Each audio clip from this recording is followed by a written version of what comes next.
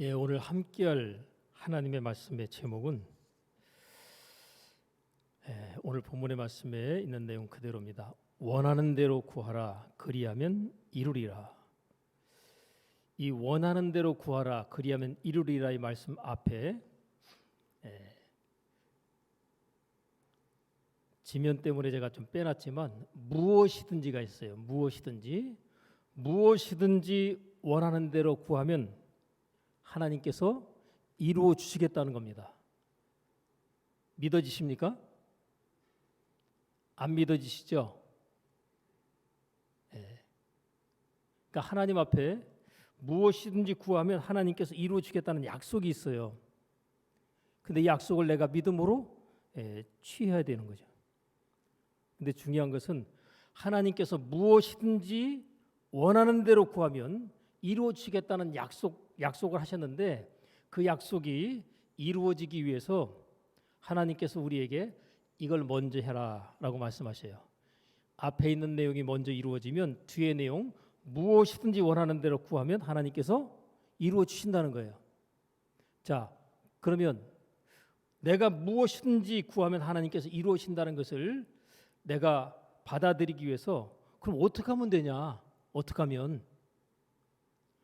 되는지를 오늘 본문의 말씀에서 설명해 주고 있습니다.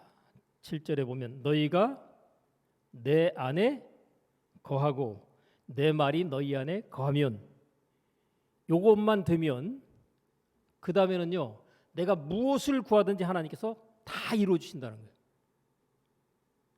그런데 문제는 무엇이든지 원하는 대로 하나님 앞에 구할 믿음조차도 발생하지 않는 것이 문제인 것이죠. 이유는 뭘까요? 앞에 있는 말씀에 대한 것이 내 마음 가운데 받아들여지지 않았고 내가 믿음으로 그것을 취하지 않았기 때문에 뒤에 있는 내용 자체의 약속의 말씀이 내게 전혀 아무런 영향을 끼치지 못하게 되는 것이죠. 너희가 내 안에 거하고 내 말이 너희 안에 거하면, 이것만 이루어지면 내가 무엇을 구하든지 하나님께서 원하는 대로 다 이루신대요. 좋아요, 안 좋아요? 그럼 우리가 이 말씀을 가지고 고민을 좀 해봐야 되잖아요. 왜냐하면 내가 뭘 구하든지 하나님께 다 이루신다는 약속을 갖다 했는데 하나님이 거짓말 하실 리는 없고, 그죠? 우리가 하나님을 믿으면서 하나님께서 하신 이 말씀 자체를 우리가 못 믿겠다, 이건 거짓말이다 해버리면 우리는 당장에 예수 믿는 믿음에서 돌아서야 될 겁니다. 하나님의 말씀을 내가 거짓말로 여겨버린다면 그 거짓말 하시는 하나님을 우리가 믿는다는 것 자체가 말이 안 되잖아요. 예수 믿지 말아야 돼요. 내가 믿는 하나님이 약속하신 말씀대로 그대로 이루실 것을 우리가 믿는 것을 전제로 한다면 하나님은 무엇이든지 우리가 원하는 대로 구하면 이루어지겠다는 약속을 하셨고, 이 약속이 이루어지기 위해서 하나님께서 너희가 내 안에 거하고 내 말이 너희 안에 거하면, 그러니까 우리가 하나님의 말씀을 깊이 묵상하는 자가 복이 있고 형통하다고 그랬잖아요. 이 말씀을 갖다 우리가 계속해서 묵상하면서 하나님, 도대체 내가 주님 안에 거하고 주님의 말씀이 내 안에 거하기만 하면 내가 뭘 원하고 무엇을 구하든지 하나님이 다 이루신다고 그랬는데, 그러면 내가 주님 안에 거하고 주님의 말씀이 내 안에 거한다는 이것이 어떻게 나의 삶 가운데 깨달아지고 적용이 되었습니까 하는 것을 우리가 하나님 앞에 물으면서 이 말씀을 갖다 계속 묵상을 하다 보면 하나님께서 알려주시는 깨달음이 있게 될 거예요. 그러면 그 깨달음을 취해서 내가 삶 가운데 받아들이고 적용한 다음에 그 다음에 뒤에 있는 내용을 갖다가 앞에 있는 내용이 이미 이루어졌다고 가정하면 뒤에 있는 내용은 그때부터 여러분이 뭘 구하든지 하나님은 어떻게 하신다? 그 구하는 것을 다 이루어 주신다.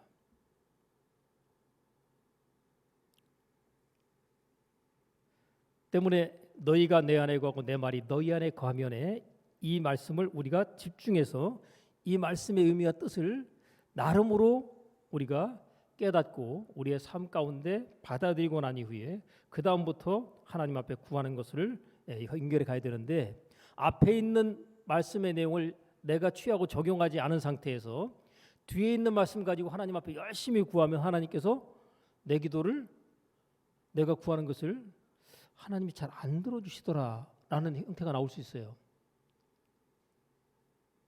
그럼 우리가 하나님 앞에서 내가 기도해도 하나님이 내 기도를 안 들으신다라고 할 때 그건 나름으로 이유가 있겠어요, 없겠어요? 반드시 이유가 있는 거죠. 그래서 원인, 기도에도 응답되지 않는 원인을 찾아내서 그것을 제해버리고 다시 기도하면 어떻게 되겠어요? 그 기도의 응답이 오는 것이죠. 우리의 삶 가운데 모든 문제는 하나님께서 해결해 주실 것을 준비해 놓고 계십니다. 심지어는 죽은 자를 살리는 일도 하나님께서 필요하다면 그 일을 행하십니다. 여러분,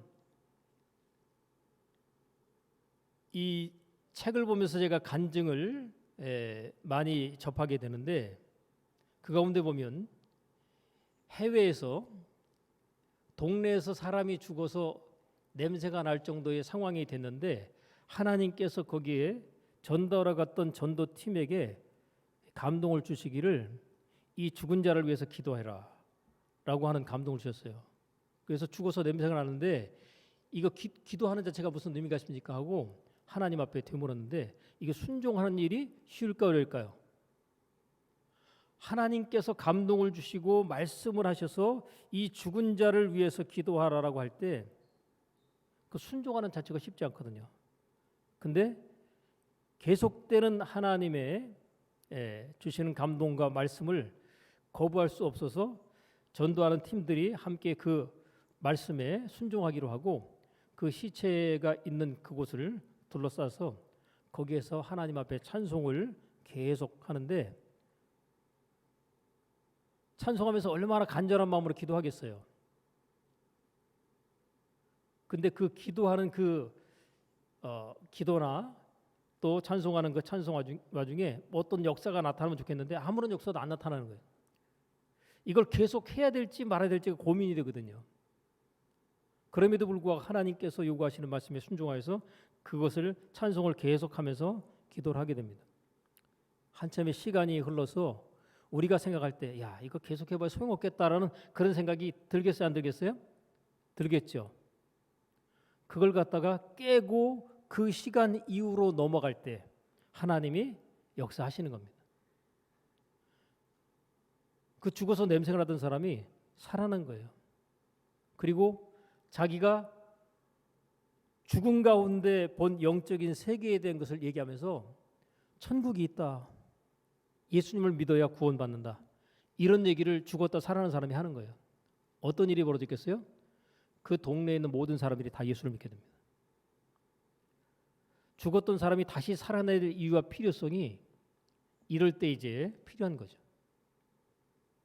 예수님 당시에도 죽어서 냄새가 났던 나사로를 예수님께서 다시 살려내셨는데 그 일로 인해서 나사로 까닭에 많은 사람들이 예수를 믿음으로 다가오게 되었다라는 성경의 기록이 있는데, 하나님께서는 죽은 자도 살리시는 그 일을 능히 필요할 때 행하신다는 거죠.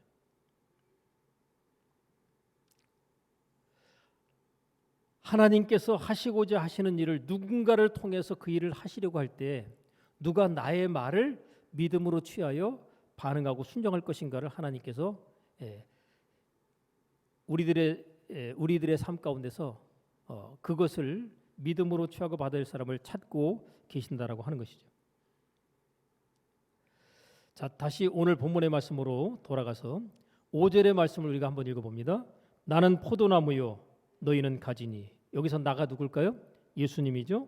너희는 바로 우리 자신인데 예수님이 포도나무고 우리는 포도나무에 붙어있는 가지라고 얘기하고 있습니다. 저가 내 안에 내가 저 안에 있으면 이 사람은 과실을 많이 맺나니 나를 떠나서는 너희가 아무것도 할 수 없습니다. 다시 말하면 포도나무에서 가지가 떨어져 나가면, 붙어있지 않으면 열매를 맺을 수가 있어요, 없어요? 없다. 떨어져 나간 가지는 밖에 버려지고 말라지게 되는데 그것은 불사르게로 사용이 될 수밖에 없다는 것이죠.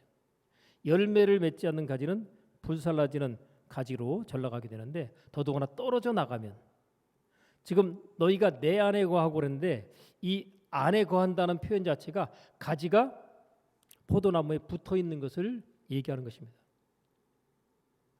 여러분, 포도나무에 가지가 붙어 있으면 영양 공급이 되기 때문에 자연스럽게 어떤 일이 이루어질까요? 저절로 열매를 맺는 거예요.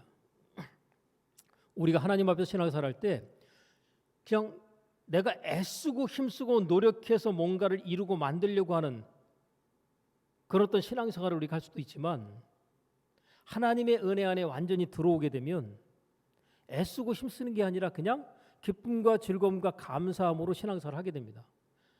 하나님 앞에 여러분 신앙생활하는 자체가 힘들다고 여겨지는 것은 애쓰는 거죠. 그죠? 왜 힘이 들까요? 내 능력으로 하려니까 힘이 드는 거예요. 근데 하나님의 은혜와 능력이 내게 더 많이 임하고 부어지면 하나님 앞에 신앙생활하기 힘들까요? 힘이 안 들까요? 힘이 안 들죠. 왜? 하나님의 은혜와 능력이 내게 많이 부어졌기 때문에 내 삶 가운데 주어진 문제를 내가 감당하는 데 있어서 능히 해결할 수 있기 때문에 힘이 안 드는 겁니다. 그래서 신앙생활 하는데 힘이 안 들어야 이게 지금 내가 하나님의 은혜 안에 지금 들어와 있는 거예요. 근데 하나님의 은혜를 내가 받고 있지 못하면 신앙생활 자체가 굉장히 힘듭니다. 기도하는 것, 또 하나님 앞에 예배하는 것, 심지어는 찬양하는 것도 어떤 사람은 막 기쁨과 즐거움 가운데 하는 사람이 있는가 하면 어떤 사람은 찬양하는 것 자체도 굉장히 힘들어요. 왜 또 찬양을 해야 되나? 어떤 사람들은 막 반복되는 가사의 내용이 되돌아갈 때에도 막 기뻐서 막 찬양하는 사람이 있는가 하면 어떤 사람은 아이고 또다시 반복이야 라는 것에 있어서 굉장히 힘들게 느껴지죠. 아이 찬송 한 번 부르면 됐지 뭐 두 번 부르고 세 번 부르고 계속 같은 찬송을 그렇게 부르나? 이게 하나님의 은혜를 내가 지금 힘입고 있지 못하기 때문에 나타나는 현상입니다. 내가 지금 주님과의 관계에서 지금 멀어져 있구나, 아니면 떨어지는 것은 아닌지를 점검해 봐야 됩니다. 떨어져 있다 싶으면 다시 내가 붙어 있기 위해서 어떠한 조치를 취해야 되는가를 우리가 생각하고 거기에 내 자신이 떨어져 있음을 다시 주님께로 돌아올 수 있도록, 참 포도나무 되시는 예수님께 내가 붙어 있도록 하는 그 일을 우리가 다시 생각해야 되는 것이죠. 자, 붙어 있는 것과 안에 들어오는 것과의 어떤 설명 자체가 동일한 것입니다.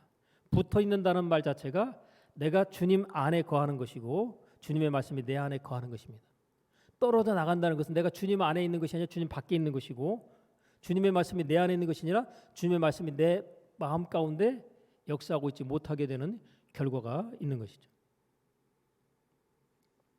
때문에 내가 하나님 앞에서 무엇을 구하든지 하나님께서 그 구하는 것에 있어서 그냥 기쁨으로 반응하시고 응답하실 수 있도록 하기 위해서는 내가 주님 안에 거하고 주님의 말씀이 내 안에 거하는 것, 이 상태를 만드는 것이 중요합니다.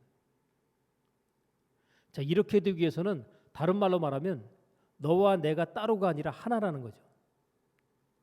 하나님과 내가 따로 있는 것이 아니라 하나로 동일시 되었다는 사실을 깨달아야 되는데, 갈라디아서 2장 20절에 내가 그리스도와 함께 십자가에 못 박혔다 그랬죠. 예수님 죽으심과 함께 나의 옛사람도 죽었다는 거예요. 자, 그러면 옛사람이 죽고 난 다음에 예수님이 다시 사심과 같이 우리도 새 사람으로 다시 태어나게 되는데, 이 새 사람으로 다시 태어난 나는 예수님께서 내 안에 계셔서 내 인생과 삶의 주인이 되시고, 주인 되시는 그분이 살아가는 삶 가운데 나를 통해서 살아가는 겁니다. 이제는 내가 사는 게 아니라 내 안에서 누가 사는 거예요? 예수님께서 사시는 거죠. 예수님과 내가 지금 하나 되어 있는 거예요. 다시 말하면 붙어 있는 거죠. 자, 이런 상황 속에서는요, 그의 인생과 삶이 어떻게 진행되고 펼쳐지든지 간에 하나님께서 반드시 그를 통해서 하나님을 나타내시는 아름다운 결과가 따라오게 됩니다. 사무엘상 20장 4절에 보면 요나단과 다윗의 이야기가 나오는데, 여러분, 요나단과 다윗은 이 두 사람이 다 남자지만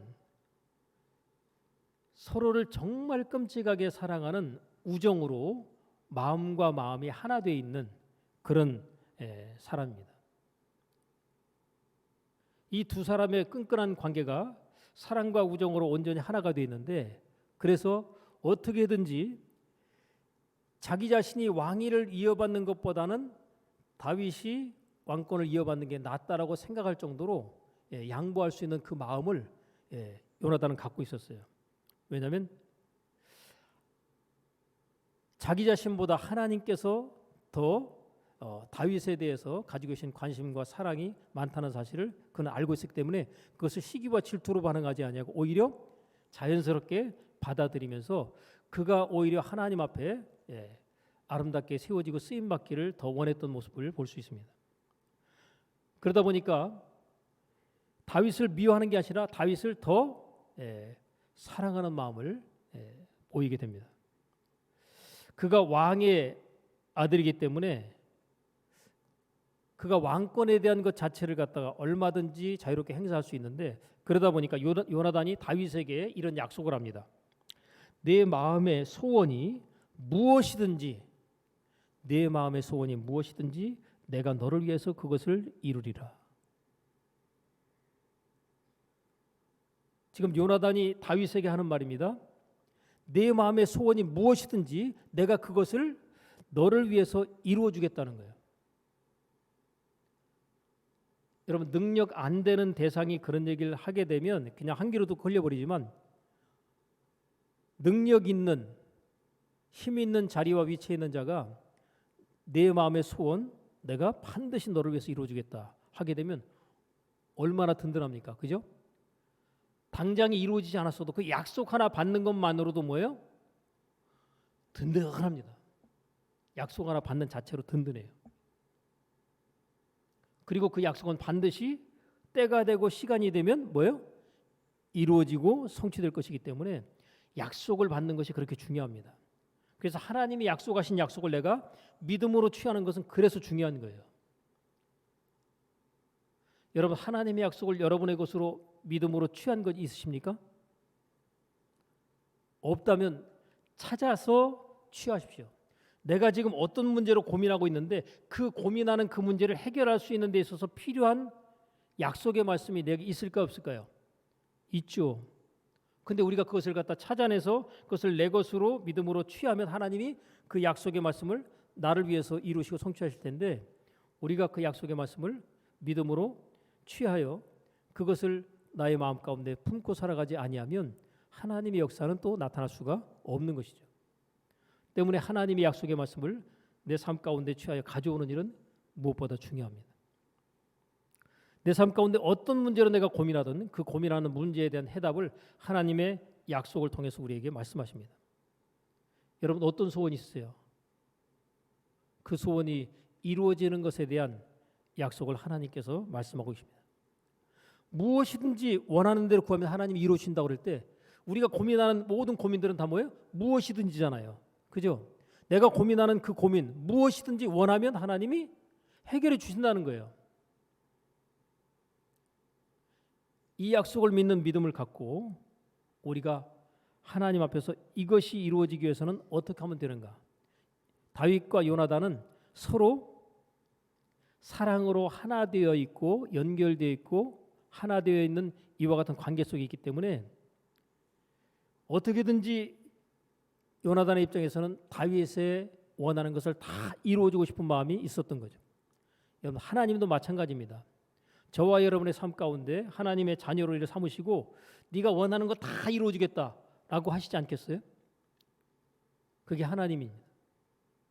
근데 그런 하나님을 우리가 아버지로 고백하고 믿음에도 불구하고 원하는 것을 구하여서 그것을 받아내지 못하는 것은 오늘 말씀을 통해서 그 이유와 원인을 깨닫고 우리가 발견할 수 있기를 바랍니다. 이것을 깨닫고 발견하고 난 이후에 우리의 삶 가운데 하나님께서 내가 무엇을 구하든지 이루어지는 역사가 나타날 수 있도록 하는 것이 우리가 하나님 앞에서 신앙생활을 할 때 참으로 지혜로운 신앙생활을 하게 되는 것이죠. 신앙생활을 아무리 오래 해도 하나님께서 나의 삶 가운데 역사하신 바의 체험과 증거를 내가 경험하지 못하고 있다면 내가 신앙생활 자체를 잘못하고 있는 거예요. 빌립보서 2장 13절에 보면 하나님께서 이런 말씀을 하십니다. 너희 안에서 행하시는 이는 하나님이시니. 내 안에 하나님께서 지금 역사하고 계시다는 거죠. 자기의 기쁘신 뜻을 위하여, 다시 말하면 하나님의 기쁘신 뜻을 위하여 우리의 마음 가운데 소원을 두고 행하게 하신다. 자, 내 마음 가운데 소원이 있는데 그 소원이 누구 소원이라고요? 그 소원이 하나님의 소원인 거예요. 내 마음 가운데 어떤 소원이 있는데 그 소원이 내 소원이 아니라 누구 소원이라고요? 하나님의 소원인 거예요. 자, 너희가 내 안에 거하고 내 말이 너희 안에 거하면 그랬죠. 자, 이 상태에서 그가 무엇이든지 원하는 대로 구했어요. 근데 그 소원이 무슨 소원이에요? 내 소원인 줄 알았더니 누구 소원이에요? 그게 하나님의 소원인 거예요. 내가 하나님 안에 거고 하나님이 내 안에 거한 상태에서 구하는 모든 구함은 누구를 위한 구함이에요? 하나님을 위한 구함이에요. 그리고 하나님께서 기뻐하시는 소원인 거예요. 근데 우리가 주님 안에 구하고 주님의 말씀이 내 안에 거하지 않은 상태에서 구하는 것은 뭐예요? 나를 위한 구함입니다. 물론 나를 위한 구함도 하나님께서 응답을 완전히 하지 않는 것은 아님에도 불구하고 내 안에 역사하는 바의 마음의 소원이 하나님의 소원인 것이 맞을 때마다 어떻게 되겠어요? 그 소원은 100% 이루어지는 겁니다. 내 소원이 하나님의 소원하고 딱 맞아요. 그럼 뭐예요? 그 소원 하나님이 자기의 소원이신데 이루시겠어요? 안 이루시겠어요? 당연히 이루시죠. 근데 내 소원이긴 한데 하나님이 원하시는 것은 아니다. 그러면 하나님이 그 소원에 대해서 좀 제고하시는 거예요. 그건 내 소원이 아닌데 네 소원인 건 알겠는데 내 소원은 아니다. 네 소원과 내 소원이 딱 맞아떨어지면 그건 뭐 100% 응답인데 네 소원과 내 소원이 서로 이렇게 다를 경우에는 하나님께서 응답을 보류하실 수 있다는 얘기죠. 다시 말하면 내가 주님 안에 거하고 주님의 말씀이 내 안에 거하는 상태가 되어졌을 때 내가 다시 구하면 그 소원이 내 소원이 아니라 하나님의 소원으로 바뀌는 겁니다. 그래서 여러분 내가 고민하고 있는 문제를 해결하는 방법은 뭐예요? 내가 이 문제를 해결하려고 할 때 내가 구하는 것이 내 소원이 아니라 하나님의 소원으로 마음의 소원과 기도의 제목이 바뀌거나 정리가 딱 되면 그 기도는 하나님께서 들으시고 반드시 응답하시게 돼 있는 거죠. 그래서 여러분 똑같은 기도를 해도 여러분이 부자 되고 싶어요 하고 기도하잖아요. 그거 여러분 소원이에요? 하나님 소원이에요? 예? 아니 부자 되고 싶은 게 여러분 소원이에요? 하나님 소원이에요? 그게 하나님의 소원으로 되어지면 하나님께서 부자 되게 하실 겁니다. 왜냐하면 너희가 내 안에 거하고 내 말이 너희 안에 거하면. 근데 하나님 안에 거해 있는 사람이 소원이 부자 되는 거예요. 그럼 그 소원이 이루어집니다. 근데 여러분 잘 이해되는 게 뭐냐면 그 소원을 얘기했는데 하나님께서 그 소원 들어주면 너한테 해가 되겠다는 것을 하나님이 아신다면 그 소원 하나님께서 이루어지지 않을 수 있어요. 그러니까 어린아이가 엄마 나 칼 사줘요. 뭐하게? 휘둘리면서 놀게. 엄마 총 사줘요. 뭐하게? 총 쏘면서 놀게. 여러분 미국 같은 경우는 엄마가 혹은 아빠가 집에다 총을 두고 있는 경우들이 있거든요. 아이들이 그걸 알아가지고 꺼내가지고 총을 쏴서 아이가 쏜 총에 엄마가 죽게 되는 이런 이야기들이 가끔 나와요. 아이들이 있는 곳에 총이나 칼을 갖다가 놓거나 두는 것은 굉장히 위험한 일이죠. 그게 자기를 보호하기 위한 것으로서 쓰여지는 것이 아니라 상대방을 갖다 해하는 쪽으로 쓰여질 수 있기 때문에 그렇습니다. 여러분 부자가 다 부자 되는 게 아니라 부자가 되려면 부자가 되기 위한 그릇을 키워야 그래야 그 사람은 그릇이 커진 상태에서 부자가 돼야 그 사람은 계속 부를 유지할 수 있어요. 근데 부자의 그릇의 크기가 제대로 준비가 안 된 사람이 부가 쏟아져 버리면 어떻게 되겠어요? 그 사람은 잘 되는 게 아니라 오히려 더 망합니다. 여러분 로또 복권을 갖다가 당첨해 가지고 그 당첨으로 말미암아 가지고 잘못되는 경우들이 굉장히 많은데 뭐 거의 한 8, 90%는 전부 잘못된다는 거예요. 왜 그럴까요? 그릇이 준비가 안 됐는데 너무 많은 것이 쏟아져 버리니까 그것 자체가 자기 인생과 주변의 삶을 다 파괴시키는 쪽으로 흘러가 버리는 거죠. 그러니까 우리가 하나님 앞에 뭔가를 구할 때 먼저 선행적으로 준비될 것, 내가 주님 안에 거하고 주님 말씀이 내 안에 거하는 그것이 먼저 선행이 되고 난 다음에 무엇인지 구하면 하나님이 이루시는 역사를 우리 삶 가운데 가져올 수 있는데, 내가 주님 안에 거하고 주님의 말씀이 내 안에 거하지 않은 상태에서 하나님 앞에 여러분 욕심으로 구하면 하나님께서 들어주실까 안 들어주실까요? 욕심으로 구하면 하나님이 들어주십니다. 성경에 보면 욕심으로 구해도 하나님이 들어주셔요. 처음에는 안 들어주시는데 그래도 박박 우기면서 계속 구하면 주십니다. 근데 그것을 자기는 기도 응답으로 받았다고 좋아할지 모르지만 그게 자기를 해치게 되는 안 좋은 결과로 돌아옵니다. 그럼 하나님 앞에 그러죠. 하나님 왜 나한테 안 좋은 것을 주셨습니까? 내가 구하더라도 주지 말아야 되지. 그런 얘기 할까 안 할까요? 또 그런 얘기를 해요. 또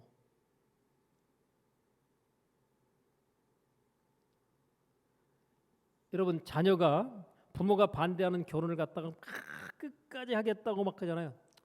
아니 네 마음대로 해라. 그래가지고 나중에 허락을 해줬어요. 그러니까 허락받았다고 생각하고 왜요? 안 하면 뭐 죽느니 사느니 막 하고 난리를 치니까 그냥 아야 하라. 결혼하고 난 다음에 몇 년 안 돼가지고 엄마 나 못 살겠어. 아빠 나 못 살겠어. 왜? 죽고 못 살겠다더니 아이고 살아보니까 도저히 이 사람은 못 살겠어. 이거 내가 원했던 사람이 아니야. 그래서 못 살겠다고 하게 될 때 그때 그런 얘기 하죠. 그때 내가 결혼한다고 그럴 때 그때 뜯어 말렸어야지. 예? 왜 그때 말리지 않았냐고 또 원망 불평을 또 해요. 아니 내가 안 말린 게 아니라 뜯어 말렸지. 반대했지. 근데 네가 끝까지 하겠다고 우겨서 결국은 했지. 하나님도 우리에게 자유주의를 주셨기 때문에 우리가 그냥 억지로라도 하겠다 그러면 그냥 하게 내버려 둡니다. 여러분 자녀가 잘못된 것을 갖다 하겠다고 막 고집을 부리잖아요. 아니 말리는 것도 한도가 있지. 계속 고집 부리면 어떻게 해요? 너 하고 싶은 대로 하라고 내버려 두잖아요. 그죠? 본인이 하고 싶은 대로 했다가 그것을 통해서 아 이게 잘못된구나 하는 것을 이제 하고 난 다음에 이제 본인이 이제 스스로 깨닫는 방법밖에 없는 거죠. 지혜로운 자는 내가 최소한의 실수를 하고 그리고 간접적인 경험을 통해서 내가 깨닫고 나의 삶 가운데 반영하는 것이 이게 지혜로운 사람이에요. 근데 어리석은 사람은 어려움과 고통과 시련을 당할 것 다 당한 다음에 그리고 깨닫는 사람이 있죠. 근데 여러분 간접적인 체험은 다른 사람이 경험한 것을 갖다 내가 딱 보고서 아 저렇게 하면 안 되겠구나. 아 또 저렇게 해야 되겠구나라는 것이 내게 깨달으면 모르지만 어리석은 사람은요. 자기가 직접 해보고 경험을 해야 깨닫는 거예요. 어려움 당해보고 고통 당해보고 그리고 엄청난 실패를 경험하고 난 다음에 그제서야 깨닫는데 여러분 우리가 책을 많이 봐야 되는 이유 가운데 하나가 뭐냐면 책은요. 성공한 사람들의 이야기도 많이 있지만 어떤 사람이요? 실패한 사람들의 이야기가 엄청나게 많아요. 그래서 책을 많이 보면 실패한 사람들의 이야기를 보니까 아 이렇게 하면 실패하는구나. 그럼 나 이 사람처럼 실패하는 이런 행동하지 말아야 되겠다. 그럼 성공하는 사람들은 아 이렇게 하니까 성공하다라는 이야기가 있죠. 그러면 성공에 필요한 바의 내용을 또 참고를 하게 되죠. 간접적이지만 우리가 어차피 나라고 하는 사람의 한 인생을 사는데 수많은 사람들 수백 명 수천 명의 사람들이 살아온 인생들을 내가 그 사람들이 경험한 책의 내용을 통해서 경험하게 되면 그 많은 인생을 경험한 사람들의 삶을 참고하게 되면 굉장한 도움과 유익을 받게 됩니다. 그런데 책 같은 거 딱 닫아놓고 나는 오로지 내가 생각하고 판단하는 거 옳고 그러다고 생각하는 그대로 간다. 누구 말도 안 듣는다. 굉장히 위험천만한 겁니다. 한 번도 경험해보지 못한 미지의 세계를 향하여 갈 때 미리 경험한 사람들의 이야기를 참고로 하는 것이 맞잖아요. 요즘에는 내비게이션이 있어가지고 내가 처음 가는 장소를 갈 때에도 그것 의지하면 돼요. 그죠? 근데 옛날 같으면 어디 간다 그러면 그것에 대해서 굉장히 막 그냥 고민을 하고 그게 어떻게 되는지를 갖다 막 찾아보고 막 난리를 쳐야 돼요. 제가 옛날에 내비가 나오기 전에 그때 어디 장거리 어딜 간다 그러면요. 미리 위치를 확인하기 위해 가지고 그거 장소를 확인하고 그리고 지도를 갖다 옛날에는 다 지도가 있었거든요. 그래서 지도를 아예 차에다 갖다 놓고 어디 간다 그러면 여기서부터 거기까지 가는 곳에 위치를 확인하기 위해 가지고 국도로 해가지고 아니면 고속도로 해가지고 지방도로 몇 번을 타고 이런 것까지를 다 보고서 미리 확인해 놓은 다음에 그렇게 갔습니다. 근데 지금은 그런 거 확인할 필요가 없어요. 그냥 내비로 그냥 번지 찍고 가면은 그냥 가잖아요. 근데 보니까 내가 또 정확히 모르면 내비도요 길이 한 길이 아니라 몇 군데 가는 길이 있어가지고 내가 원하는 쪽으로가 아니라 다른 쪽으로 또 끌고 가는 경우도 있더라고요.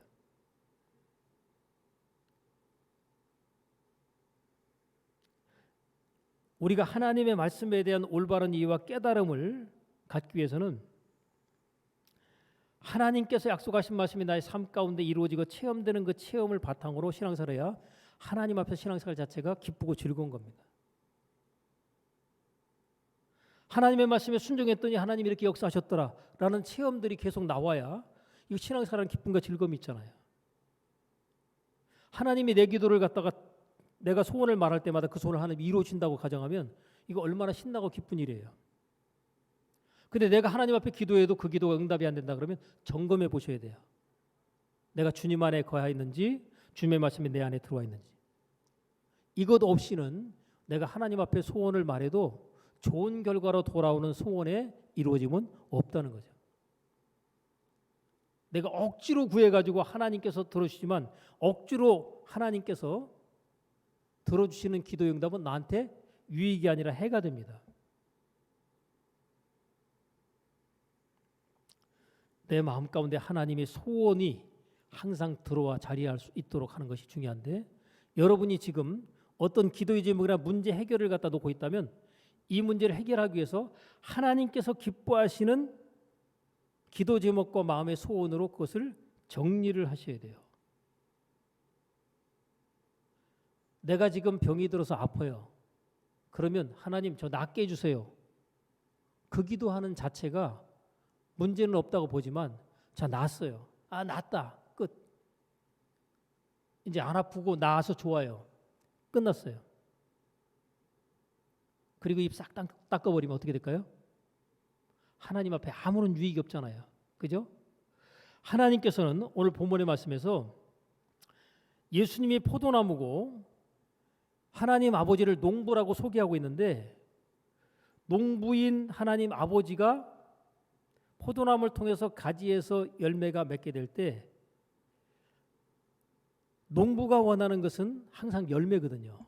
농사를 지어서 열매와 추수의 결과를 원하는 건데 전혀 열매가 없고 추수되어지는 결과가 없다면 농부는 손해보는 농사 안 짓잖아요. 그죠? 그러니까 열매 맺지 못하는 가지들 전부 잘라버린다.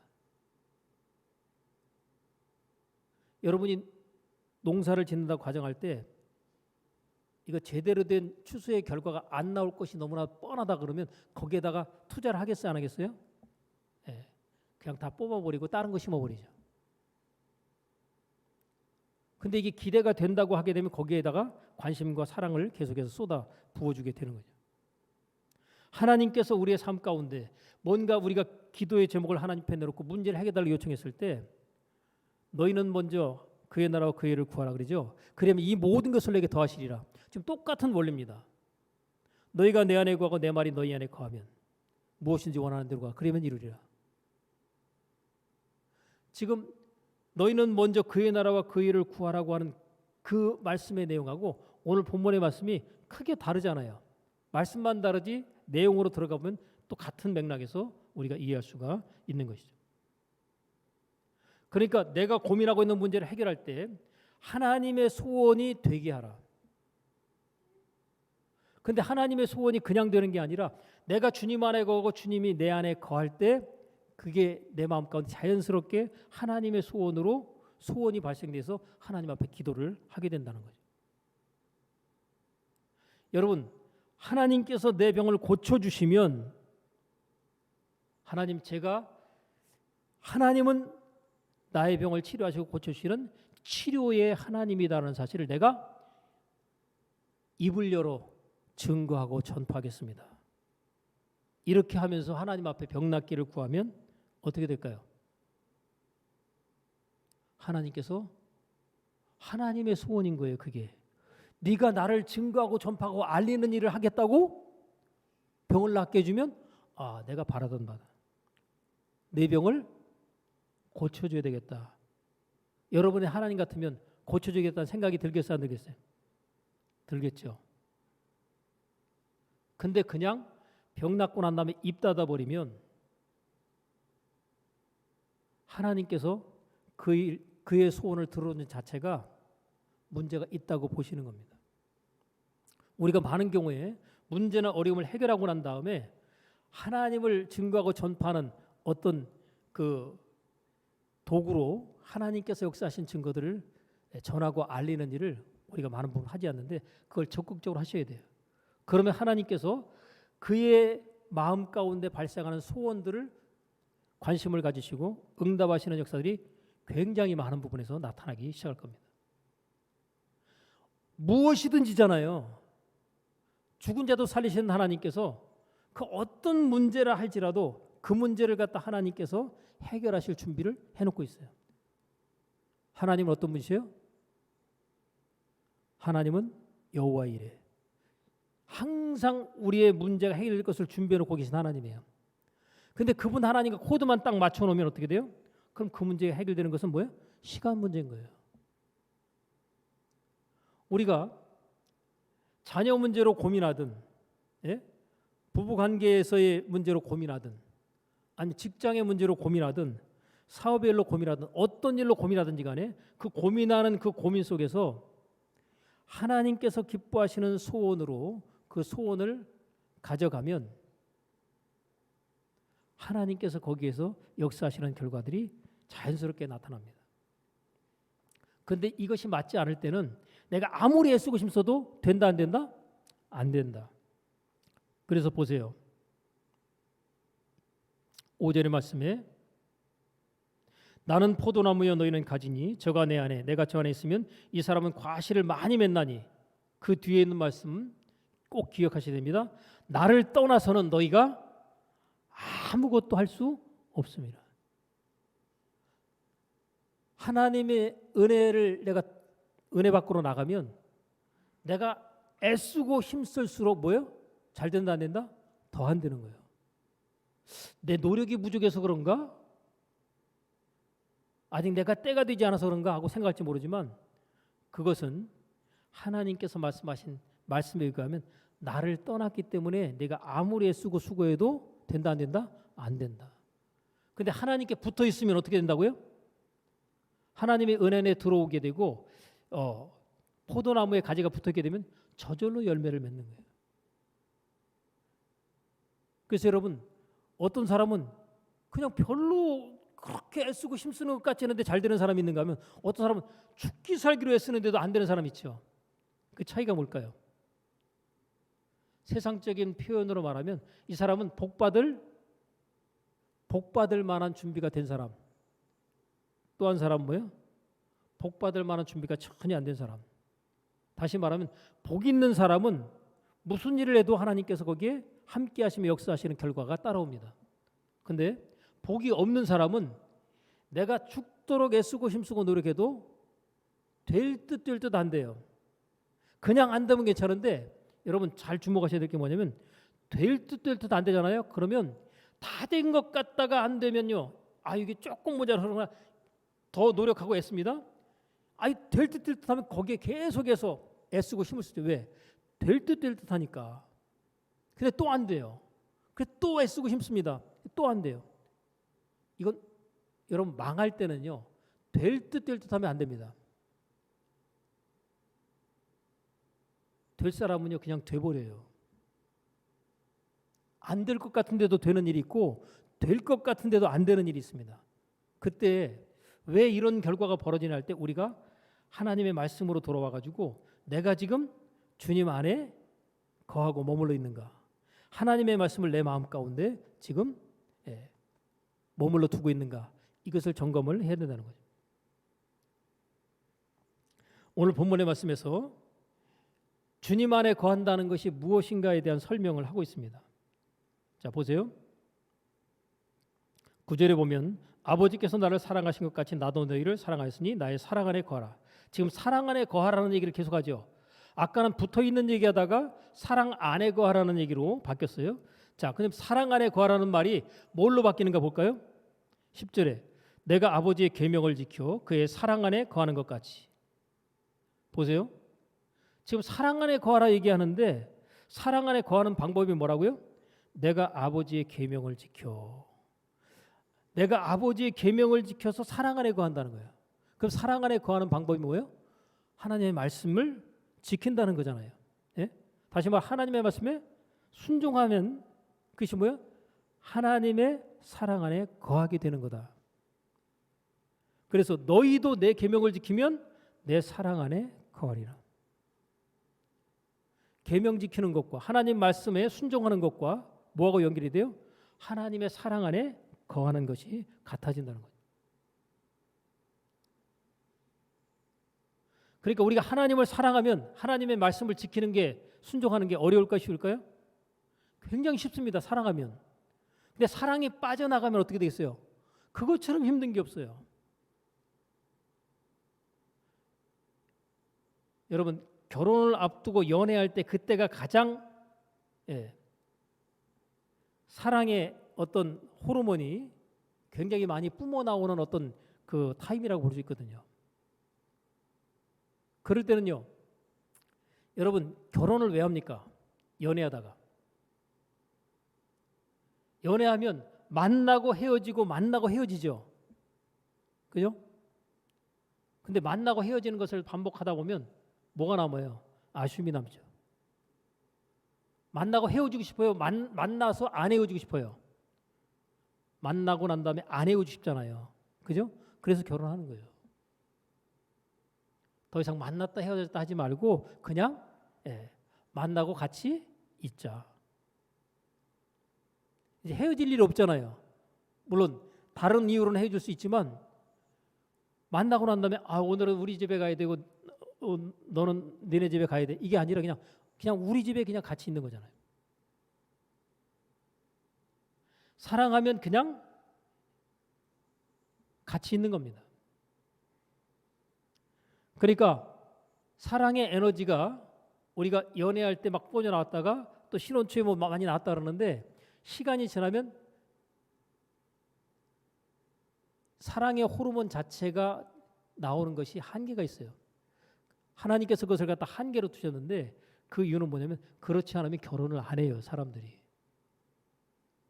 결혼을 할 수밖에 없도록 하나님께서 그것도 설정해 놓으신 것 같아요. 근데 결혼하고 난 다음에 이제 사랑의 호르몬이 나와서가 아니라 그때 사랑의 호르몬이 나오지 않았을 때 그때 이제 내가 상대방을 진짜 제대로 사랑해야 되는데 전에는 호르몬의 영향으로 사랑했지만 이제는 내가 온전한 정신으로 상대방을 사랑해야 돼요. 그때부터 힘들까 안 힘들까요? 힘들죠. 사랑의 호르몬이 나오지 않는 상태에서 상대방을 사랑하려고 할 때 그때부터 힘들어지는 거예요. 그러니까 사람들이 힘들다. 죽자사자 좋아서 결혼했는데 같이 살아보니까 힘드네. 그래서 어떤 사람 못 살겠다 그런 얘기도 하는 겁니다. 근데 다시 사랑의 호르몬이 나올 수 있게 하기 위해서는 우리가 일련의 어떤 행동들을 할 필요가 있습니다.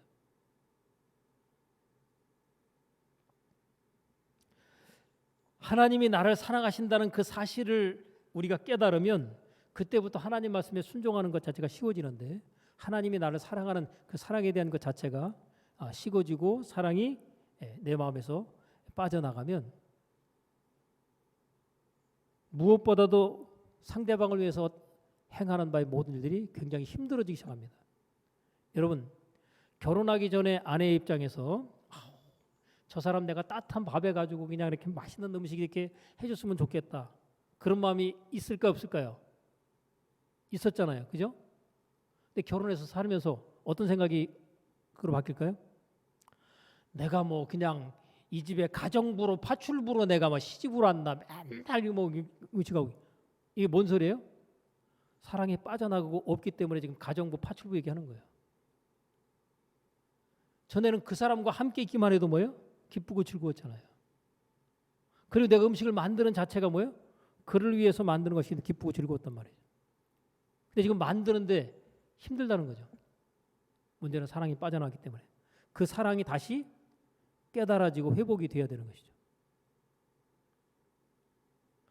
우리가 과거의 많은 것들을 갖다가 정리하고 처리해야 되겠지만 가장 좋았던 사랑의 기억에 대한 것들은 어떻게 되살려야 됩니다.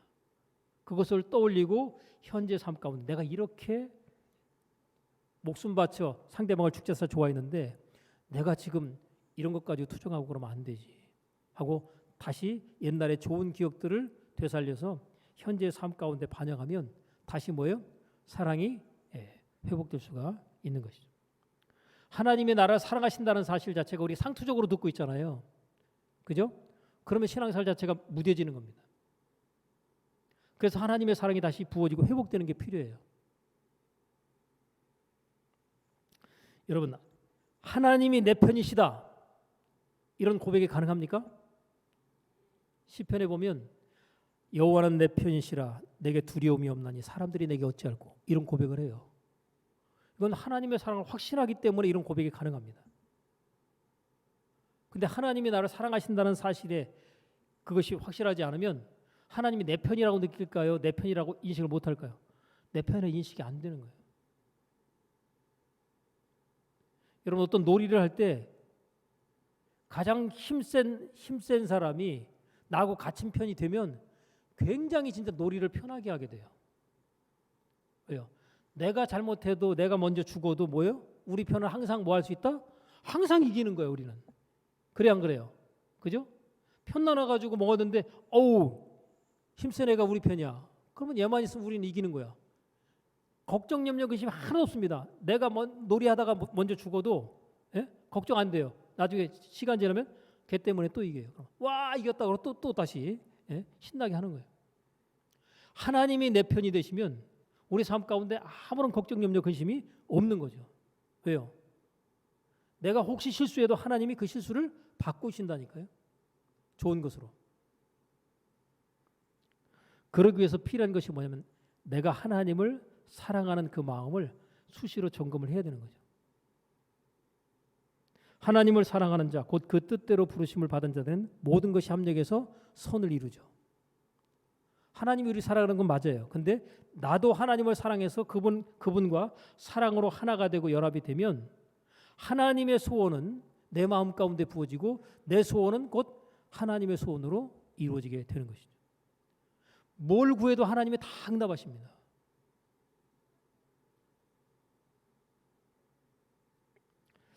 자, 이제 여러분 이따가 이제 말씀 끝나고 난 다음에 찬송을 부를 텐데 거기에 나오는 찬송가 가사가 이런 가사입니다. 이전보다 더욱 사랑합니다. 여러분 우리가 옛날에는 사랑한다는 얘기 많이 했는데 지금 시간이 지나면서 점점 사랑을 안 하는 것 같다는 어떤 생각이 감정적으로 여겨진다면 다시 정리하셔야 돼요. 이전보다 지금 더 당신을 사랑합니다의 고백으로 고백할 수 있어야 됩니다. 자, 우리가 하나님 앞에 신앙을 하는데 옛날에 막 내가 하나님을 사랑합니다라고 막 고백하고 막 그랬어요. 근데 지금은 가슴이 냉랭하다 싶으면 뭐예요? 이게 지금 굉장히 문제가 심각한 겁니다. 그 전에 사랑했던 그 사랑 못지않게 지금도 여전히 사랑한다는 사랑의 고백이 되어지고 가슴이 뛰고 설레야 이게 뭐야? 이게 지금 제대로 된 거예요. 오죽하면 예수님께서 너의 처음 사랑을 버렸느니라 그러잖아요. 그걸 회개하라고 그러잖아요. 여러분, 어떻든지 간에 내가 좋다고 선택한 대상자가 나와 함께하고 쭉 오고 있는데 중간에 어떤 상황이 벌어졌다 할지라도 그 사람에 대한 사랑에 대한 그 마음을 바꾸는 것이 아니라 그대로 유지하되 더 나은 것으로 결과를 만드는 것이 이게 정상적입니다. 우리 신앙생활도 마찬가지로 이전보다 내가 주님을 더 사랑합니다 고백을 해야 하나님이 사랑하지. 여러분, 옛날에는 주님 사랑했지만 지금은 사랑이 식어서 그 사랑이 지금 내게 없습니다. 이러면 그런 상태에서 하나님 앞에 무엇인가를 구하면 이루어지겠어요? 안 이루어지겠어요? 안 이루어지죠. 여러분, 사랑하는 사이 속에서는 상대방이 원하는 것을 갖다 어떻게든지 해주고 싶고 이루어주고 싶은 거예요.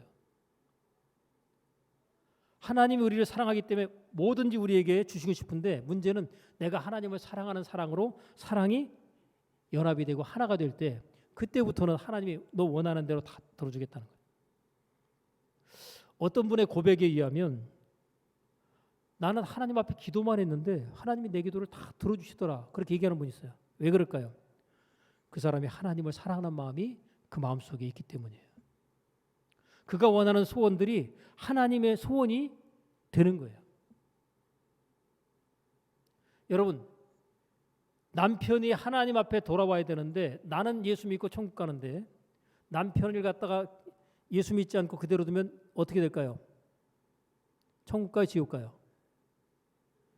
여러분, 예를 들어서 남편이 가족이 교통사고 났다 그러면 난리가 나고 울고불고 난리 나겠죠. 죽으면요 더 난리 나겠죠. 근데 살아있는 동안에 언제 어느 때 하나님께서 우리를 오라고 부르실지 모르니까 항상 준비를 해놓고 있어야 됐다. 그 안타까운 마음을 가지고 자녀에 대한, 남편에 대한, 아내에 대한 사랑의 마음을 가지고 하나님 앞에 그 영혼이 하나님 앞에 돌아오도록 간절히 구하면 하나님께서 그거 내 소원이다 그러지 않겠어요? 그죠? 기뻐하시겠죠. 근데 그 영혼이 불쌍히 여기고 위에서 하나님 앞에 눈물로 기도하면서 빠른 시간 가운데 속히 하나님 그 소원 이루어달라고 진짜 하나님 앞에 눈물을 보이면 하나님께서 그거 내 소원이다. 그렇지 않아도 나도 그 소원 가지고 있었는데 네가 그 기도를 갖다가 간절히 해주기를 내가 바랬다라고 하실 거예요. 여러분, 하나님이 하나님의 일을 하실 때 누군가가 기도를 하지 않으면 하나님이 그 일을 안 하십니다. 한 영혼이 구원받을 때 구원받기 위해서는 그 영혼을 놓고 누군가가 기도하게끔 돼 있어요. 그냥 돌아오는 법은 없습니다. 만약에 하나님께서 그 영혼을 구원하시려 하게 되면 그 영혼을 불쌍히 여기는 마음을 갖도록 누군가의 마음 가운데 집어넣고 그리고 그 마음의 소원을 따라 누군가가 그를 위해서 기도하게 하십니다. 그래서 그가 돌아오는 거예요. 그래서 누군가 널 위해 기도하냐 할 때 그 기도가 있어서 돌아오는 거지 아무도 그에게 관심을 갖지 않고 그를 위해서 기도하지 않았는데 그가 돌아온다? 있을 수 없는 일입니다. 그러니까 하나님께서 기뻐하시는 기도 제목과 소원을 여러분들이 하나님 앞에 하나님 이 소원을 내가 마음 가운데 품습니다. 이 소원을 하나님 이루어 주옵소서 하고 기도의 제목을 여러분들이 점검할 때 문제 해결을 앞에 두고 그 문제 해결이 이루어지기 위해서 필요한 바의 소원을 말할 때 그것이 하나님께서도 기뻐하시는 소원이다라는 것이 확인만 되어진다면 여러분이 그 기도를 그냥 하다 마는 게 아니라 믿음으로 하게 됩니다. 그래서 기도하고 구한 것은 받은 줄로 믿으라. 그러면 너에게 그대로 되리라. 왜요? 이 소원은 하나님의 소원이기 때문에 반드시 이루어진다라는 믿음이 강력하니까 안 이루어질 수가 없는 거예요. 근데 아이고 이 기도하면은 하나님이 들으실까? 내가 내 욕심만 부리는 기도하니까 또 이렇게 생각이 들잖아요. 왔다 갔다 오락가락하면 기도 응답이 안 되는 거죠. 이 기도는 반드시 하나님이 들어줄 수밖에 없고 응답할 수밖에 없다라는 기도의 제목. 왜요? 그것은 하나님의 소원이기 때문에. 자, 하나님께서 말씀을 하심으로 우리에게 찾아오십니다. 그러니까 말씀으로 녹화하시는 거예요. 볼지어다 내가 문 밖에 서서 너희에게 두드리노니 그러죠. 지금도 하나님께서 우리의 마음의 문을 녹화하십니다. 들어오시려고. 뭐로요? 말씀으로 들어오시려고. 근데 마음 열고 하나님 들어오십시오. 예수님 들어오십시오 하고 우리가 받아들이면 하나님의 말씀이 우리 안에 들어와서 그 말씀이 우리의 삶 가운데 소원이나 문제 해결의 결과들을 통해서 하나님의 살아계신 증거를 나타내는 결과가 나타나겠죠. 근데 내가 마음을 닫아 걸고 말씀을 거부하고 안 받겠다 해버리면 하나님께서도 그를 통해서 역사하시거나 일하실 수가 없게 됩니다. 여러분, 하나님께서 우리에게 원하시는 결과는 보세요. 8절에 보면 너희가 과실을 많이 맺으면 내 아버지께서 뭐예요? 영광을 받으실 것이요. 누구를 통해서요? 나를 통해서. 과실을 맺어야 영광을 받으신대요. 이 말을 다른 말로 바꿔 말하면 내가 하나님 안에 거할 때, 내 안에 거해서 내가 소원을 말할 때 하나님께서 그 소원을 따라 응답하시죠. 그 응답의 결과들을 우리가 열매로 얻게 되면 그 얻게 된 열매의 결과를 하나님께서 나에게 이렇게 열매를 맺게 주셨습니다라고 자랑하게 될 때 그게 뭐예요? 하나님께서 영광을 받으시는 겁니다. 그러니까 예수 믿는 사람은 하나님께 영광을 돌릴 수 있는 뭐가 계속 나와야 돼요? 간증이 나와야 돼요. 간증이 나오려면 어떻게 되겠어요? 하나님 말씀을 내가 순종으로 받아들여야 되는 거죠. 나의 삶 가운데 하나님이 역사하시 못하도록 내가 하나님의 말씀에 이런저런 핑계와 변명으로 하나님의 말씀을 불순종을 해왔죠. 영혼 구원을 위해서, 전도를 위해서, 또 여러분이 하나님 나라의 부유함을 위해서 물질을 정말로 물질에 사용되고 쓰임받기를 원한다면 하나님 것을 풀어주시게 돼 있고 역사하시게 돼 있어요. 근데 그런 어떤 하나님께서 원하시는 기뻐하시는 소원이 아닌 상태에서 그냥 내 소원을 이루고자 하는, 그냥 잘 먹고 잘 입고 잘 살았으면 좋겠다, 나는 이런 단순한 소원은 하나님께서 응답하시는 하나님의 소원이 아닌 거죠. 똑같은 소원이라도 조금만 내용을 수정하면 하나님의 소원이 되는데 그 내용을 기도의 제목이나 문제 해결에 대한 어떤 그것을 하나님 앞에 가지고 나올 때 조금만 수정하면 되는, 수정하지 않음으로 말미암아 하나님께서 원하시는 소원이 되어지지 않는 경우들이 참 많다. 자, 여러분, 하나님께서 오늘 시간 깨닫게 하셔서 하나님의 소원으로 내 마음 가운데 소원이 들어올 수 있도록, 또 내 소원으로 기도했던 것이 하나님의 소원으로 그 내용이 수정되고 바르게 정리될 수 있도록 이 부분을 성령께서 주시는 지혜로 깨달음으로 말미암아 그것을 바로잡는 순간 하나님께서는 여러분의 삶 가운데 하나님의 역사하시고 일하시는 어떤 일련의 결과들을 삶 가운데 풀어내시고 나타내게 될 것입니다. 무엇이든지 원하는 대로 구하라 그리하면 이루리라. 이 말씀을 우리가 마음 가운데 되새기면서 묵상하시는 가운데 하나님께서 여러분의 삶 가운데 과연 내가 하나님 앞에 구하는 바다 응답하시는 하나님의 역사가 나의 삶 가운데 나타나짐을 소개하고 고백하고 간증하면서 여러분이 만난 하나님, 여러분이 체험한 하나님을 다른 분들에게 적극적으로 알리고 증거하고 전파하는 하나님의 자녀요, 하나님의 사람들 다 될 수 있기를 주의 이름으로 간절히 축복합니다. 기도합니다. 하나님 아버지, 우리가 무엇을 구하든지 무엇을 원하든지 다 이루어 주실 것을 약속하여 말씀하신 하나님의 약속을 마음 가운데 품게 하시되 너희가 내 안에 거하고 내 말이 너희 안에 거하면의 말씀을 우리가 깊이 있게 되새기며 묵상함을 통하여 우리 각자에게 주시는 바의 깨달음을 따라 주님 사랑하는 마음으로 하나님의 말씀을 순종하여 나감으로 말미암아 우리를 통해서 영광을 받으시고 아름다운 일을 행하시는 하나님을 우리를 통해서 증거하고 나타낼 수 있도록 하나님 은총 베풀어 주옵소서. 예수님의 이름으로 기도합나이다. 아멘.